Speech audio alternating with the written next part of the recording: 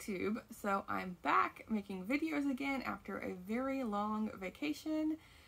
It was over a 30-day trip, and I'm going to make a whole separate video on what I was up to and what I've been reading over the summer, and hopefully including lots of pictures and videos for that. But for now, I thought I would just focus on what I'm going to be reading in the month of September. As I've been gone for quite a while, I haven't been reading as much. Still been reading, of course, but just not my normal pace. So I thought it would be a really good idea to participate in a brand new readathon to me, Shorty September. And I'm also going to be participating in a readathon that's I've been joining in on since its incarnation, ShakeTube. So yeah, so with the Shorty September, I thought it'd be a really good way to just like breeze through some books. And as you can kind of tell maybe from my background, I have been like just culling my shelves, because when I got back from my trip after being gone for so long, I was just like looking at what I had and was just kind of irritated with just the amount of books. And so a lot of this is, it's 3 stacks deep. So it's like covering half this bookshelf right here. But yeah, so all that to be said, like along with getting rid of all of these books, I'm also like hoping to, with Shorty September, just getting, and that's like a readathon where you're reading books, I think 200 pages or less. And there's a bunch of prompts and everything, but I'm not exactly, I'm sure with all the books I'm going to be reading, I'll meet the prompts. But it would be a good way to get through an extra, hopefully at least 30 other books, and just keep adding this to my get rid of haul. Let me know if you want me to, I don't know, cover some of these books on a haul. Like, I know people do those kind of videos, but I never have. But yeah, since I'm getting rid of so many, let me know if you'd be interested in that. But so first I thought I would talk about ShakeTube. And I will try to remember to leave a link in the description below to the host for each of these readathons. So I, along with my long vacation, I of course wanted to stop at some bookstores. And so I found these manga classics of Shakespeare. So I have a couple other of these editions. It's like in this title for like a whole group of them. So I saw William Shakespeare. I was like, okay, this is perfect for ShakeTube. And so Romeo and Juliet, sorry, I have a tickle in my throat. Romeo and Juliet is one of the picks for this month. So I was like, okay, I'll read this. And they say, and I'll also have Hamlet, but it says it has the full original text. So that'll be perfect. I'll get, sorry, I think I have like hair in my throat or something. But yeah, so I'll have like illustrations along with the play. So yeah, that looks like tons of fun. So it's going to be Romeo and Juliet, Richard III, and Anthony and Cleopatra. I also have Hamlet because these are the 2 I found at the bookstore, so I might also read this one as well. We'll see how that goes. Some artwork on the back as well. But yeah, I wonder like if this line up has more Shakespeare. I'm sure they do. I wouldn't be surprised. So I'll have to check that out. But I got these used, and so I couldn't pass it up, and they were in really good condition. So now, like segueing completely into Shorty September, I've already been reading some books because I'm filming this a little bit late, but I'm hoping to read like, I don't want to put a number to it, but ideally like 60 books is my goal here. So I'm not going to show you all 60 books because that would just be crazy. And I know a lot of people are doing mini like daily vlogs, and that would be really fun to do. I'm like jumping in a little bit late here, but I'm thinking maybe starting Friday, trying to do some mini vlogs if I can, or at least do the weekend, so I can share like some of my daily vloggings. I know I've been wanting to get back there for so long. But anyway, all that to be said, with all the books I want to get to, I thought I would just show you my nonfiction, because I feel like maybe like some people aren't focusing completely on nonfiction, but anyway, so I'm trying to do nonfiction, fiction, like just back, ping-ponging like that. And so most of my fiction is going to be a lot of my children's books and middle grade books, because I have so many of like these. I have 3 shelves of it, and this is like from here up, and so I have plenty to get to there that are like easy like fly through reads. So I thought I would just share with you some nonfiction books, because I know a lot of them can be, you know, bigger, and so I just pulled through all my shelves here for the shorter nonfiction books. So let's just dive right into it. I have a huge mix of genres within nonfiction, but the first one is Sally Carriger, The Twilight Seas, A Blue Whale's Journey. And when I was briefly looking at the prompts, there was one about like whales on the cover. So yeah, there's this one. This is a book also I got from my trip for $3 in Redding, California. But anyway, yeah, again, like I said, I'm going to go through all of what I was up to on my trip then. But yeah, I've read a lot of Sally Carragher's work, and this is a totally new one to me, and it's one of her shorter books. It's all about the enchanting journey of a gentle giant, is what it says. Yeah, looking forward to that. And then let's see, I have a Civil War Women. It says Civil War seen through women's eyes in these stories, and it's a mixture of, I said these are all nonfiction, but this is like, I also have short stories at the very top. So this is like a short story collection. It includes Louisa May Alcott, Kate Chopin, Eudora Welty, and other women writers. And so it's like a short story collection all about women who were writing during the Civil War or about the Civil War. Something like that. Well, yeah, we'll find out. See, then I have The River by Helen Humphreys. And this is like an interesting shaped book, but it also has really pretty end papers. And then the cover is it's like a clear cover with the title, but the actual book itself doesn't have the title on there. But I think it's also, yeah, it's tons of illustrations and pictures actually of different parts of nature and the river. So there's like different birds, a heron, blue heron, and so it's kind of like a nature book with like really short descriptions of different time periods and different times of day with our time at the river. So yeah, this is, I thought it'd be an interesting, really short book because like a lot of the pages are just like a paragraph or so. So yeah, that one here. Okay. And then I have like a kind of like a companion, it seems like, to another book I read. Let me see if I can find it super quick. Of course I can find it now, but let's see. Do one other quick scan. Sorry, I know I hate to sit and not share. Okay, yeah, can't find it. But so anyway, Eleanor Pruitt Stewart, she wrote Letters of a Woman Homesteader, and this is an additional book. That was like a journal collection of her time when she was setting up her homestead. But this one is just like a trip on an elk hunt in Colorado. And here she is here with a cow. So yeah, I saw this book and I didn't even know it existed at a random bookstore. And this one was in like Monterey Bay, California, where I found this. So yeah, you can see a lot of the books I'm reading are ones I recently purchased, because I think it would be fun to not let books linger on my shelf, just like try and pull from what I just purchased. So yeah, there is that one. Then I have Call It Universe by Judith L. Bergfors. And this is a poetry collection, again, with pictures. So this one is called Whiskers. And this is a poet that I've never read. This is the one on water. It's called Web Dew. Let's see. And here's a really pretty one. I'm guessing this one's like maybe about a sunset. So yeah, I just thought it'd be really nice to like read about some nature poetry. Then I have The 9 Mile Wolves by Rick Bass. Rick Bass is an author I've read quite a bit from, but I've not read a book on wolves from him. But this is also illustrated as well. So you can find some more pictures. Yeah, each of the chapters have a different wolf. I think there's also some snapshots in here. So I saw them, yeah, I keep scanning through them. But yeah, there's a couple pictures on wolves. And so yeah, I always find wolves fascinating. So this looks really fun. Marilyn Robinson. When I was a child, I read books. Like with nonfiction books I am pulling from those shelves, I could not pick books on books. I love that topic, and Marilyn Robinson can go over my head sometimes, like not figuring out everything she wants to say. But when I saw this book, yeah, books with books, I'm gonna read that no matter how difficult I think the author could be. And it's not that I really enjoy her writing. It's just that I feel like I'm not getting everything. I feel like I need to take an English class. Maybe one that she would teach so that I would understand everything. Let's see. I have Unlikely Friendships by Jennifer S. Holland. And so it's all about different animals. Kind of like, you know, cat and a dog making friends kind of thing. And they also include pictures. So yeah, this will be a really quick read as well. Let's see. Lots of wild animals too. Like animals you wouldn't expect. So yeah, this looks like it's really cute.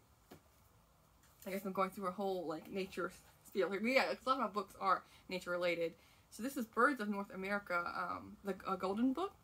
And when I was looking at different booktubers TBRs, I saw that Steve Donahue had did like a recommendation on Shorty September, and he mentioned this book along with one other.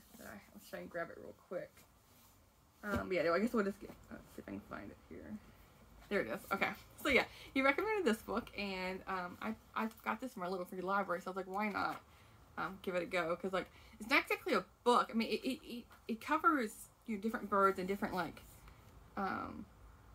like this is like a plover, and it gives you all these different kinds of plovers and what they look like, and also where they are located on the map. So it's not exactly a book, but it's something I could like thumb through and just really just not watch, but really pay attention to the illustrations, which they're really pretty.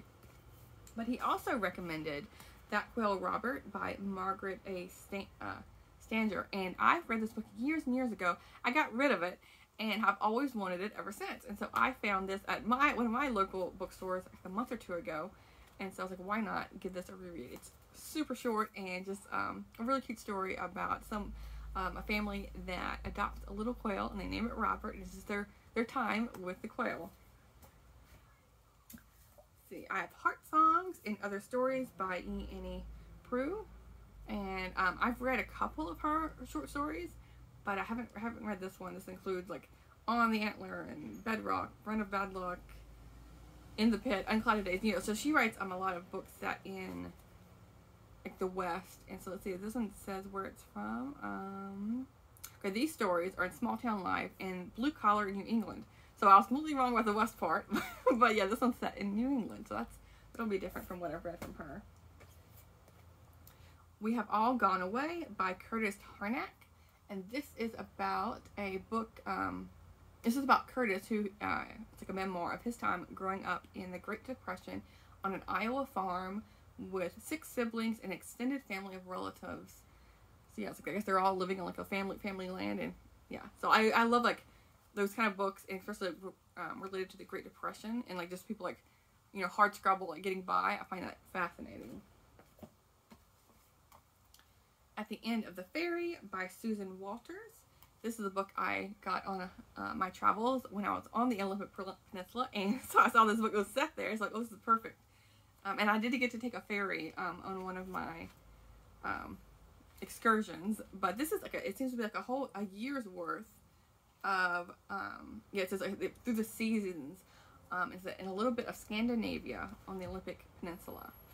See, this will be a really quick read. Some of the days are only just like a sentence long, so it won't be like really long diary collection. But it'll be interesting to see how the seasons go, and maybe she'll focus on some nature or whatnot. But yeah, I have that one. So going back to animals, this is an older book. An Ape Came Out of My Hat Box: The Story of Gypsy, a Gibbon by Lynn Hancock. And this, like, I found this one along when I was looking at My Quail Robert. So it like has it has like the older cover here, but I was like, why not give this a try? I don't often read books with like apes or gorillas or whatnot, but yeah, this came out in 1979. But yeah, she looks like she's having fun. So yeah, it says, how do you fit 3 bears, 2 cougars, 3 barn owls, a macaw, and a gibbon into one house? Okay, so maybe she's like rehabilitating them. I'm not sure exactly what's going on, but I'll give it a go. See, we have Southern Woman's Story: A Life in Confederate Richmond by Phoebe Yates Pembler. And this one says, a wry and realistic account of work in a Confederate military hospital. So she's working as a nurse from 1862 to 1865 in Richmond.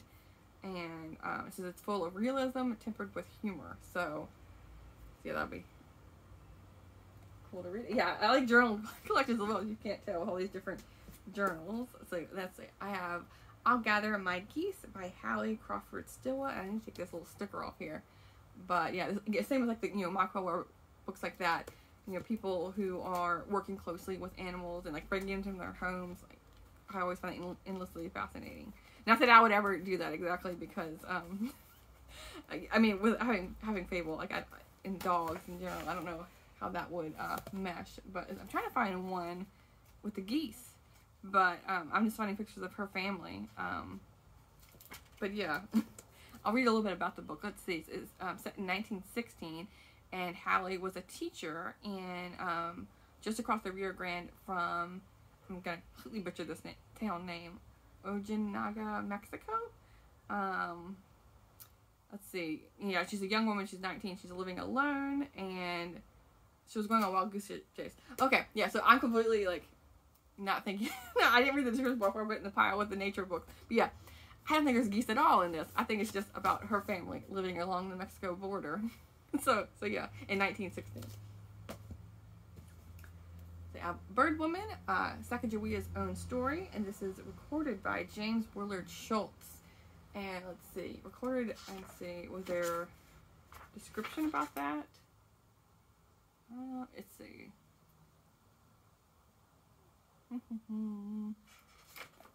Yeah, I'll figure it out on why it's, yeah, once I read it, I'll let you know why it's being recorded, like, you know, who was the actual author. It was like, you know, maybe one of the indigenous people were talking about her tribe or journey. Not sure, but we'll see. Then I have another reread. This is the Oresteia, Agamemnon, the Hibitian Bearers, and the Eumenides. I can't pronounce this, but I've had this book on my shelf for quite a while. I found it at a little free library. It's a little bit torn up here, but I'll manage. But yeah, it has all 3 plays, and so I'm just going to read each 3 and count. You know, it's one book, but I'm going to count, you know, each 3 plays separately. And then going back to, this is kind of like the little golden book. This is the Science Nature's Guide to Birds.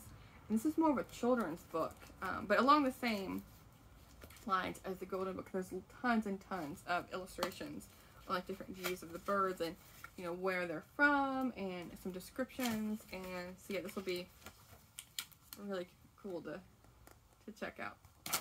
There's some owls. Let's see. Almost done. So I have Gavin Maxwell, The Ring of Bright Water trilogy. This is about otters. And I got this book earlier this year, and there's the otter on the cover. And I want to give it a read. And then each book has some pictures. So let's see. Oh, here's the otter. So this looks like a really cute story. But I feel like it's going to be, I've heard it's going to be sad. So we'll see how that plays out. Cy Montgomery and Elizabeth Marshall Thomas made this collection of short stories, or I'm not sure exactly. It's called Tamed and Untamed, Close Encounters of the Animal Kind. And there's a cat on the cover. Like, are they tame or untamed? Are they wild? I'm not exactly sure. You know, like, they for sure have their own personalities. But let me see here. Okay, they're 2 best friends, and they pulled together a collection of essays on the minds, lives, and mysteries of animals. It includes cats, dogs, hawks, lions, octopuses, and so many other creatures. So yeah, here's one about a mouse. So yeah, this will be, I always like Cy Montgomery, and I might have read a book by Elizabeth Marshall Thomas, but I'm not 100% sure. But yeah, I'll read anything with her name, with Cy Montgomery's name on it. And then going back to Marilynne Robinson, this is another book I own by her. This is called Absence of Mind. And let's see, this one is about, let's see, let's see if I can find.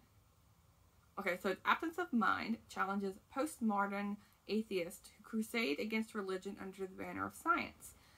In Robinson's view, scientific reasonings does not denote a sense of logical infallibility, as thinkers like Richard Dawkins might suggest. Instead, in its purest form, science represents a search for answers. It engages the problem of knowledge, an aspect of the mystery of consciousness, rather than providing a simple and final model of reality. Okay, so she's defending the importance of individual reflection. So you can kind of see the description of how Marilynne Robinson has to really like think about, you know, what she's pondering here. But yeah, this will be a different kind of book, and it is occasionally underlined. I think I'm not sure exactly where I picked this up. I can't remember, but it seems to be just a couple sprinkled in there. So yeah, I'll be able to work my way through that without getting too distracted. Let's see. The next one I have is The Yellow Leaves, a Miscellany by Frederick Buckner. And I saw the leaves and I was like, you know, September, fall, just around the corner. In fact, I woke up this morning and it was 47 degrees outside and I was just loving it. So this is original essays, short stories, and poems. It's a mixture, and it's moments of transcendence in the midst of his daily life. Just like, you know, like reflections on what's going on. So like there's one on fathers and teachers. Let's see. His sisters. There's family poems or last drive together, etc. So yeah, another little short story collection. Let's see. Don't Call Me Ma, the true story of a transplanted Boston lady and her family in the backwoods of Oregon at the turn of the century, by Sam Churchill. And here's the author on the back. It's like a pioneer story, you know, going from Boston to Oregon, and I love both locations, so had to give this one a try. And then mixing it up, still about animals, but now kind of like history is mixed in together, is First Dogs, American Presidents and Their Best Friends, by Roy Rowan and Brooke Janice. And here's some cute dogs on the cover. And I'm sure this is full of pictures. Let's see here. So we have Nancy and Ronald Reagan with their dog Rex.